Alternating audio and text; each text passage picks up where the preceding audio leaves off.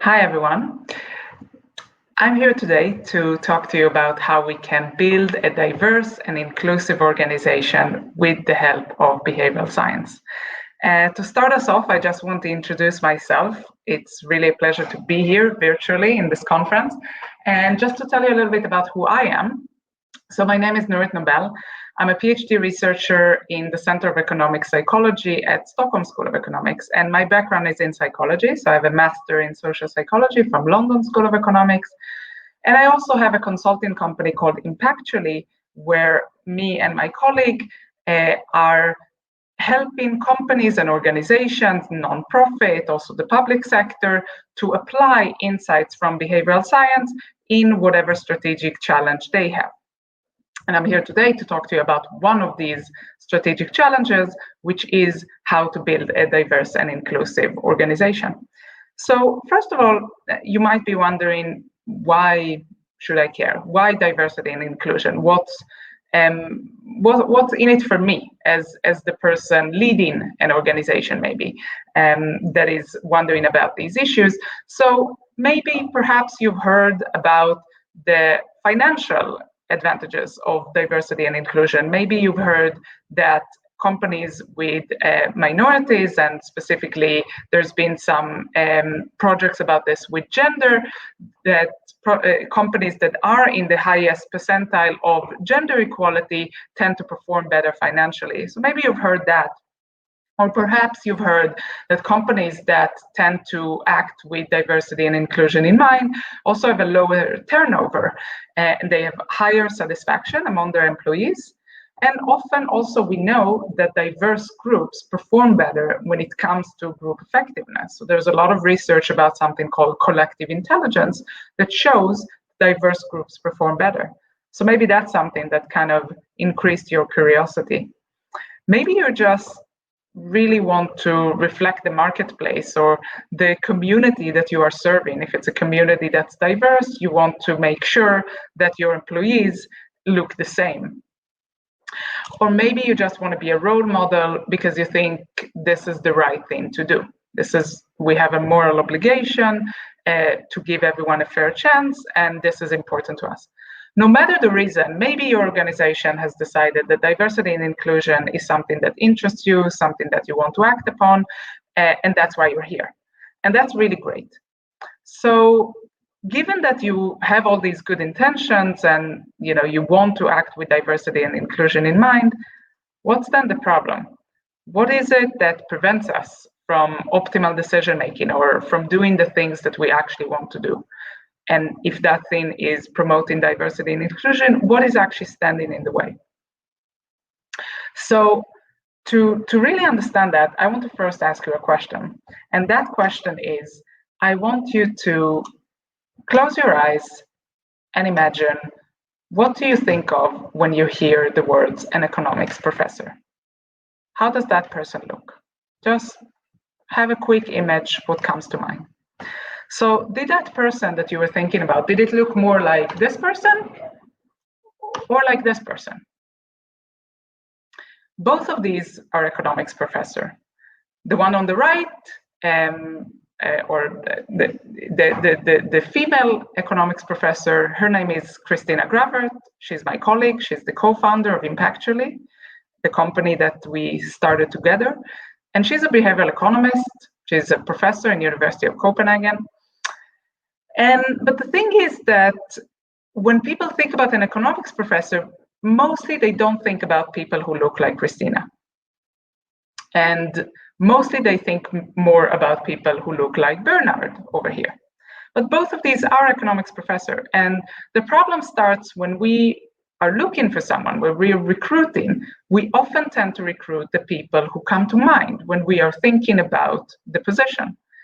And often these people are not necessarily the people from the minority groups. We look for people who look the part, and statistically, that's not always the people who are coming from the underrepresented minorities. So you may have heard also about this study, and this comes from the actual reality that was in top orchestras in the US, which in the 70s, only 5% of the musicians in these orchestras were women. And then we know that many of these orchestras went through a process of trying to make their recruiting process less biased. One of the things that they introduced was a screen, that when you have the auditions are completely blind. The people who are reviewing the musicians are sitting behind the screen, and they don't know if the person performing is a male or a female. And what happened after some of these top orchestras in the US introduced these screens is that the share of female musicians that went forward to the next round increased by 50%. So it's not necessarily that these orchestra leaders were discriminatory or sexist to begin with. It's more that maybe these female musicians did not look like what the recruiters had in mind when they thought about, for example, piano players. There's also a lot of research that shows us that people with minority sounding names, so names that indicate that they come from a minority, are also less likely to be called back to an interview. So, for example, in the US, this seminal study was done about names that are white sounding, like Emily and Greg, versus names that are black sounding, like Lakeisha and Jamal. And what they found was that people with black sounding names needed to send twice as many CVs to get called back for an interview than people with white sounding names. And this or similar types of research have been replicated and done in many countries across many cultures. So we know that this holds true in many places around the world. And again, here it's not always that the people doing the hiring or the recruiting are actually racist or sexist. They could have the best intentions, but the best intentions are simply not enough. Something else comes in the way. Jamal and Lakeisha may not represent in our mind the picture that we have for the ideal candidate, and therefore we are less likely to call them to the next round. So we have our good intentions and we have our goals. Why is it that we can't actually seem to take the right actions to promote these goals? That's where we need to go back to research from behavioral science, and specifically to research from cognitive psychology. So the psychologist Daniel Kahneman has popularized this idea that everyone, all of us, have two systems of thinking in us. We have the system two, the one that you see here personified by Mr. Spock. This like a computer. When we make decisions with our system two, we're slow, we're reflective, we're aware of what's going on. We maybe weigh the pros and cons, the costs and the benefits. Mr. Spock never comes to the wrong conclusion. He always makes the right call, exactly like a computer. But then on the other hand, we have our system one, and that system is personified by Homer Simpson. Homer Simpson also wants to have the lofty goals that Mr. Spock does, but he's often swayed by emotions, a little bit like too fast, too eager, maybe makes a decision in an automatic way. Sometimes it's even unconscious. He's more associative, more emotional. And it turns out that all of us, we want to think that we're more like Mr. Spock, but we have both of these in us. And many times we act more like Homer Simpson than Mr. Spock. So some of the solutions that we have to tackle the problem of lack of diversity in the workplace is, for example, diversity training. Diversity training is extremely popular. Half of mid-sized companies in the US use it, and nearly all Fortune 500 companies have some kind of version of a diversity training. So what's the problem? The problem is that these kind of trainings don't often work. So a large study that studies hundreds of companies that have some form of diversity training looked 5 years after the diversity training has been implemented at the ratio of underrepresented minorities in leadership positions. And what they found was that there was no improvement in the proportion of white women, black men, and Hispanics in management. And in the case of Black women, there was even actually a decrease in the representation of Black women in leadership positions. So we know that diversity trainings don't really help. Diversity trainings are a system 2 solution. Diversity training could change the behavior of Mr. Spock, who is super rational, who wants to do the right thing and who always acts in line with his intentions. But diversity training don't really help with Homer Simpson. With Homer Simpson, we need a different solution. To illustrate this point, in this picture, you can see something that's called a visual illusion. When we look at the two squares, the one that's marked A and the one that's marked B, we see them as having two different colors of background. We see the square with the letter A as more of a black color background, and we see the square with the letter B as more of a white color background. But actually, when I show you what the color of background really is, you can see that it's the same color, that both of these are actually gray. But when I go back, even though we already know the answer, we still can't help but seeing these two squares as different. This is a visual illusion. Our mind basically completes information that isn't there. We're swayed by the hint of the shadow from this large cylinder. And we complete an information that's not really there. And our mind tricks us into thinking that A and B have different colors, but they're actually the same. And in exactly the same way, we could be totally aware of our biases, we can have the best of intentions, but we will still fall in the same kind of traps. And what traps am I talking about? So I'm talking about something that's called cognitive biases. In order to make decisions, we make mental shortcuts. Just like Homer Simpson, who's sometimes lazy and not deliberate like Mr. Spock, we have these mental shortcuts, these rules of thumb to make decisions. And often that's a great thing, but often it also leads us astray. And we can fall victim into all kinds of mistakes in our judgment. And specifically, some cognitive impairments are very relevant when it comes to recruiting, for example, or building a diverse organization. So we have, just to give some example, the halo effect. The halo effect makes us infer one positive attribute based on another positive attribute. So for example, when we meet someone who is good looking, we infer that they are also intelligent or competent. That's the halo effect. Another bias is the confirmation bias. And the confirmation bias is what we do when we make judgment based on gut feel on whether we think someone is great or not.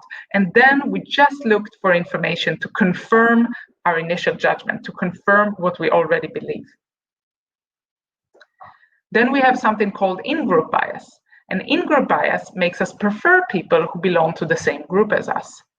That can be the same group, meaning gender or ethnicity, or it could be something like the university we went to, which would make us more inclined to hire someone from our alma mater than from a competing university. Either way, these kind of biases make us prefer candidates, not necessarily based on how well they're going to do their job, but based on some irrelevant criteria. And that's what I mean by that these cognitive biases lead us astray. So we know that we have the right intentions, but it's sometimes hard to actually get the right actions. So what's the solution then? What can we actually do? So in this talk today, I want to present a solution that's called behavioral design. Let's talk about what that is. When I talk about behavioral design, what I mean is that what we want to do is fix our organization and the structure of our organization rather than fixing the people. The people, in many cases, don't need to be fixed. They already think what in line with our goal. Most managers also want diversity and inclusion. We hear this all the time. So we don't need to fix the people. We don't need to convince them. We don't need to teach them. That's why diversity trainings often don't work. What we want to do is we want to actually bypass this system too, this deliberate system, and actually have measures that talk directly with System 1. We want to design processes and environments that promote the right behavior. And we do that by simply nudging people towards the right solution. And nudging is about redesigning the context of the environment where decisions take place so that we remove friction and make it easy to do the right thing. So let's focus on the solution then. How do we behaviorally design an organization that promotes diversity and inclusion? What are some of the simple things that you can do tomorrow to apply this in your organization? Luckily, behavioral science gives us lots of tips and tricks and really actionable things that you can apply. So the first thing is when we look at hiring, recruiting processes, and the first thing we want to do is remove the bias from these processes. And the first thing we want to start with is actually defining our ideal candidate. And we want to define that candidate in terms of objective criteria that predict performance success. So that instead of, if we close our eyes and think of the ideal candidate, we think about, something like the example with the economics professor, just the example that comes to mind that is maybe swayed by bias of gender or ethnicity. We want to combat that by defining objectively what it is that we are looking for. We want to look into our company and actually think, what are the skills, what are the qualities, what are the attributes that people need in order to succeed in this company? And as much as possible, we want to define this in an objective way. So this is the starting point, a list of skills, which we can then translate to objective criteria when reviewing candidates. This is going to help us a lot. Another thing that we want to do is actually review the way that we recruit, the way that we put our the face of the company, which we often do through our job ads. So we want to look at what are the words that we use in our job ads. There's research that shows that when we phrase our job ads with specific words, that could be more or less appealing to, for example, one of the genders. So there are phrases that statistically result in a higher proportion of applications from men. When we talk about ruthless, or when we say that we're looking for a rock star or a ninja developer, these kind of expressions often prevent women from applying. And so there's plenty of tools online. This example is taken from a tool called Textio, which basically through artificial intelligence goes over job ads and ranks them based on how much the language is more likely to attract men and how much it's more likely to attract women. And you can see here on the screen an example from a study that they did where they ranked the top tech companies and saw that many of them, although they say that they want to recruit more, for example, women, are still languaged in a way that attracts much more men than women. So we perhaps should not be surprised when we actually look at the gender composition of these companies. So that's one thing to think about, gendered language. Another thing to think about is how many requirements do we have that candidates perceive to be a must-have. So often we have this grocery list of requirements. We want this amount of experience and these amounts of degrees and these kind of qualities and these kind of other things that we require. And it becomes a very long list. But at the end, when a candidate attracts our attention that maybe doesn't have all of these things, we still send that person to the next round. And the problem here is that that candidate that has applied, even though they don't answer all of our criteria, tends to be a male rather than a female. Because we know also that females tend to only apply if they feel like they answer 100% of the criteria, whereas men apply even if they answer only some of the criteria. So what we recommend companies to do, and what I recommend you to do tomorrow when you go and recruit, is separate the must-haves from the nice-to-haves. So you have your must-have, like I absolutely need that candidate will have 2 years of experience doing X, or they will know this specific coding language, or they will have this specific degree. And I will not interview candidates that do not have that. But then we have all these other nice to haves, and that can give a candidate an edge. But I will absolutely see candidates and interview candidates that do not tick all of these boxes. By separating your list of demands from everything in one bucket to must-haves and nice-to-haves, you're giving more chance to women and underrepresented minorities who normally don't have the overconfidence to apply, even if they don't answer all of the criteria. So that's another good thing to keep in mind. One thing that may seem like it really shouldn't matter at all, but it really does, is the order of the applicants.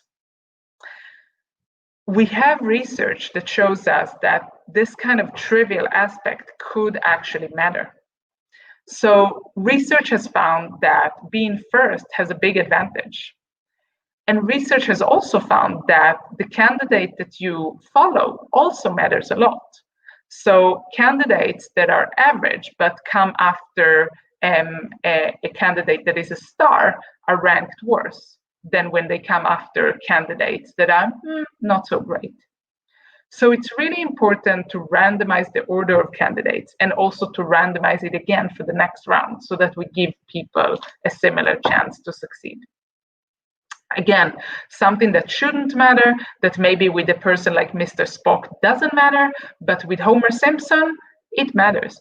Because when we recruit, we also are doing a million other things on the side, and we're interviewing dozens, maybe hundreds of candidates. So we shouldn't be surprised that we can't always be super focused on all of these little details, and some things fall through the crack. Another thing that we want to think about is how we interview. And here, despite the conventional wisdom, what we want to do is actually not get too creative. So how many times have we gone to companies that we have consulted and we look into how they currently interview, and we see questions like, if you were an animal, what animal would you be? Or what is your favorite sci-fi book? And this question, how weird are you, that is actually taken from the Zappos interview. And Zappos is a very well-respected company in the tech landscape. So we have all these gurus giving us advice and giving all these weird questions in interview. And what's even worse is that it's so ununified. So every interviewer chooses their favorite questions, and sometimes they don't give every interviewee the same question. And it turns out that this is actually a disaster. So let's give an example from a company that actually did try to get it right. And that company is Google. And Google did a huge study to check how good are we at hiring and how good are we at interviewing. And what they did is that they looked at tens of thousands of interviews of people who were interviewing for Google, how this candidate scored, and how they ultimately performed on the job if they were hired. And what they saw is they found zero correlation. They called it a complete and random mess. And what they decided to do based on this is that they decided to redesign the hiring process from scratch, to rely more on structured interviews. Because the thing that happens here is that in unstructured interviews, we shift from assessing the candidate's competence to just hunting for evidence that confirms our initial impression, which is often based on gut feel. And this is the confirmation bias that we were talking about before. Most managers think they're great at interviewing and that they don't need help. But trusting our gut feel in a situation of interviewing is not the right thing to do. It's maybe the right thing to do when we're looking for a romantic partner, but that's not what we're looking for here. We're looking for someone to be competent, to get the job done. We're looking for someone to fulfill our objective criteria that we defined before. So forget your gut feel, forget your intuition. That's not the right place for them. Forget all of these creative interview questions. What you actually want to do is, as much as possible, streamline your process. You want all candidates to get the same questions. You want the questions to reflect the objective criteria that you defined before. And ideally, you want the questions to be rephrased in the behavioral interview style. So if, for example, you've defined leadership as a quality that you want in an applicant, then a question could be, tell me about a time that you've led a group of people towards a goal. And some follow-up questions can be, what did you do? How did you achieve this? What kind of obstacles did you encounter on the way, etc., etc. Research shows that the highest predictor of future success is what we've done in the past. So if we want to predict if someone is going to be good in leadership positions, we need to see what did they do before. And that's why the behavioral interview style is really, really applicable, strong, and can give us good results. Much more than a question like, what is your favorite sci-fi book, which is quite frankly not correlated to anything we are actually looking for. If you can streamline even more by, for example, giving people a work sample, that would be even better. So if you're looking for a PR manager, for example, have that person write a press release. If you're looking for a brand manager, have that person recommend a marketing plan. As much as possible, try to get people to actually perform at the job. That is the highest, what has the highest correlation with actual job performance. So think about the kind of questions that you give people in interview and how you can, as much as possible, streamline and have that be very objective. So we've talked a lot about recruiting. Let's talk a little bit more about what we can do when we actually already have the talent in the company. Getting the diverse talent in is only the start. We want to also keep them in, and we also want to make sure that they get a fair chance to get into these leadership positions. So one thing that we need to keep in mind is what are people actually spending their time on? There's something that some researchers in Carnegie Mellon University in the US talked about as thankless tasks. And thankless tasks are things that employees do that don't necessarily lead to a promotion. We all know what these tasks could be. They could be organize the Christmas event, or package these things that we need to send out to all the journalists. Something that's not part of your job, but that you take on additionally. And unfortunately, we have clear research that shows that women tend to take on these kind of thankless tasks at a higher rate than men. So women get asked more by managers to do these kind of voluntary assignments. Women say yes more, and women also volunteer more. So it's kind of a triple whammy of why women end up doing more of these things than men. And because we know this, so the answer is not to tell women to then say no, because they might be penalized. But the solution is more that as managers, when we are aware of this, again, streamline and decide on objective criteria of who actually gets the next thankless task. Perhaps we can rotate them within our team so that everyone gets their share. Perhaps we can draw, names out of a hat, or in some kind of other randomized way, choose the person to do it. But the point is to not just go to the person that will say yes, or the person that we think will do a good job, because often that person that we have in mind is a woman. And the reason why we think that they will say yes is because they are more likely to say yes. Because women, and many research has shown this, they know that they are expected to behave in a nurturing and caring way. They want to be the good soldier or the good team player and say yes to these things, but at the end they get penalized by doing a bunch of things that aren't necessarily going to lead to their promotion. So as managers, we really want to be aware of this, and we want to correct this.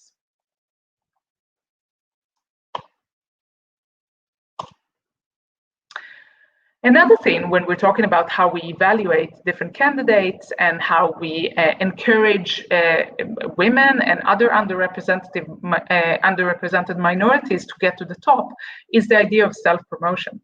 We know that many workplaces actually rely on people to nominate themselves for a promotion. And we know, again, that women and underrepresented minorities are less likely to do so.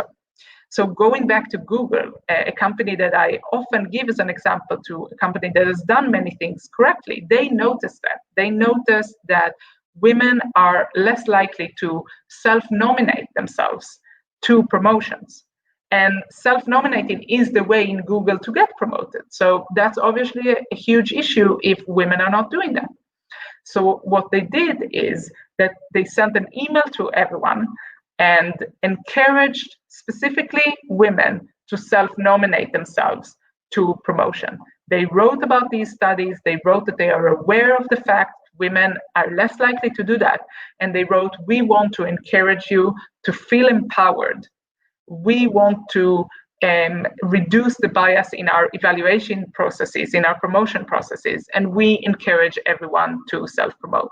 And then they talk to also these women's managers and encourage them also to think about their employees as potential candidates. So there are things we can do to process these and to nudge people to take the right actions.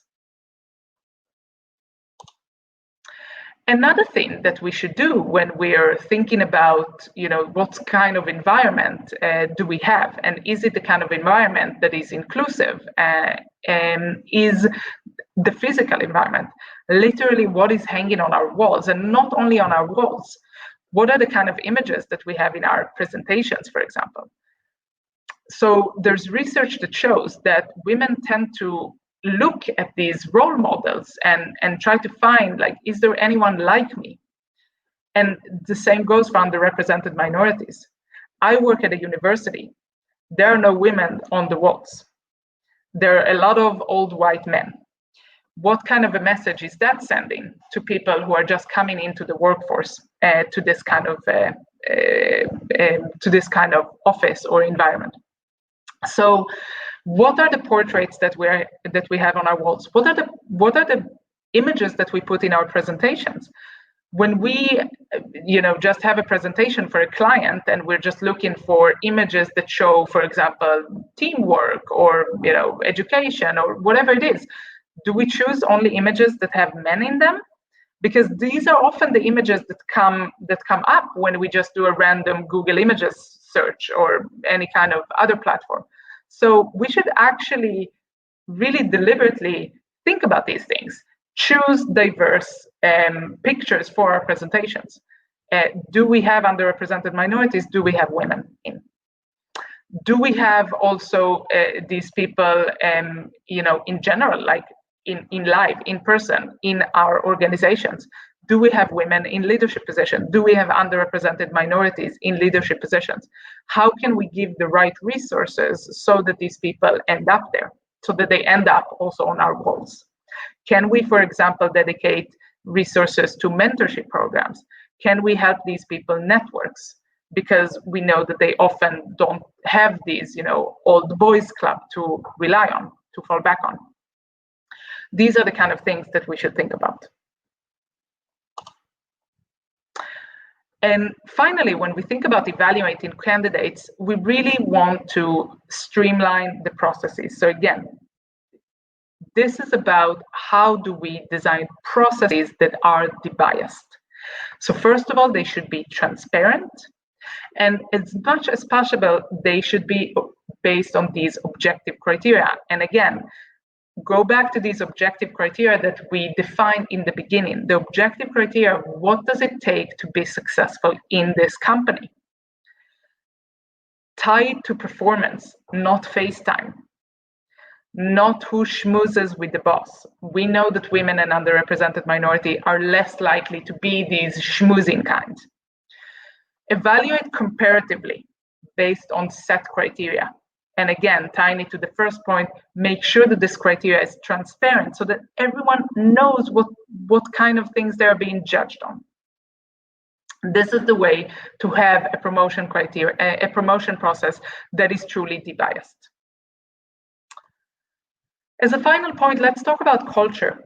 Again, we think about diversity a lot, but kind of the inclusion in that, like how do we build a culture that is truly inclusive?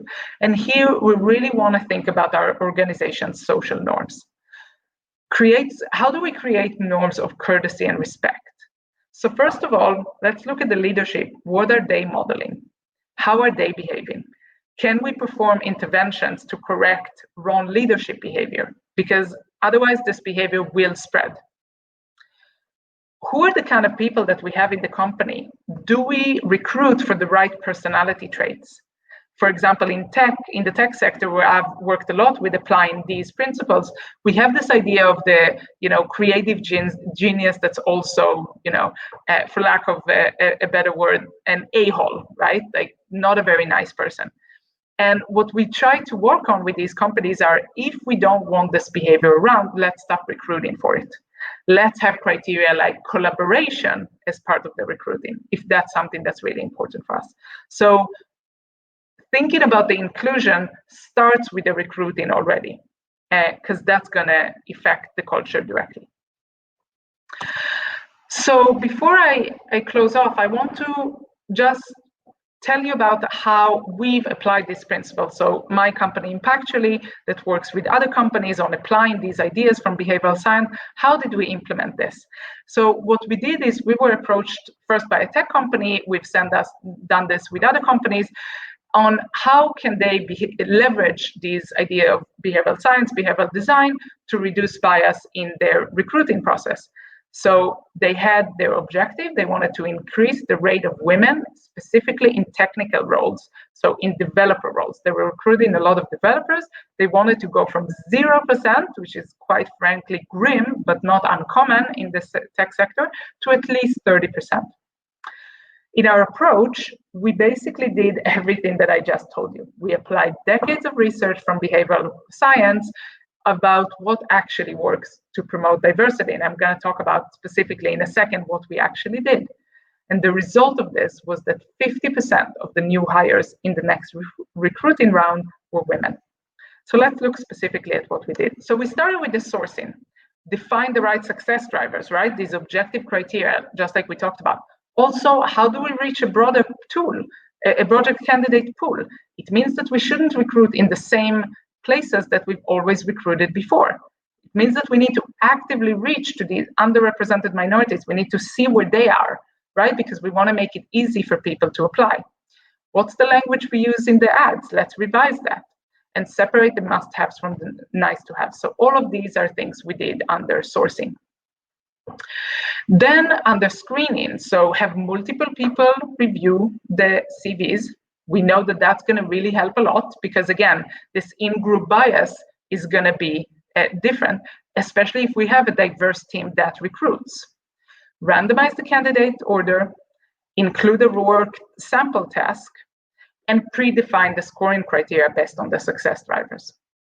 When we did the interviewing, so again, take away all these irrelevant questions that frankly have nothing to do with job performance and ask questions that are directly related to success in this company. Ask everyone the same questions and predefine the scoring criteria based on the success drivers. And then in terms of the culture, so we've also worked with this company about what are our values. Let's revise them to declare our commitment to diversity, both internally towards our employees and externally towards our candidates and towards other people who are looking into us. And just doing continuous work about culture and norms. So let's wrap up. What are some of the things we talked about today? We are biased. It's impossible to override that bias. We have our best intentions. We want to promote diversity and inclusion, but we also know that we make many of our decisions in system 1, right, Homer Simpson, rather than system 2, Mr. Spock, and we are going to make this cognitive failure of judgment. So what we want to do, instead of trying to teach people of how to be better, what we want to do is design systems that are better, that promote the desired behaviors. So if we want diversity and inclusion, we need to design systems for diversity and inclusion. Hiring systems, promotion systems, all kinds of systems that we have in the company. Fix the organization, not the people. So if you're curious to learn more about this, you're welcome to go to our website, impactually.se. We have a guide, for example, an introductory guide for applied behavioral science that you can download for free from our website. And we also have an online course on how to design nudges, these small acts where we nudge people towards the desired behavior. So you're welcome to see all of that in our website, and we even have a 20% off for the participants of this conference with the code BETTER. So thank you very much for being with me today. These are my contact information, so you're also welcome to reach out if you have any questions or you just want to talk about diversity and inclusion or behavioral science and how do we use behavioral science to promote diversity and inclusion.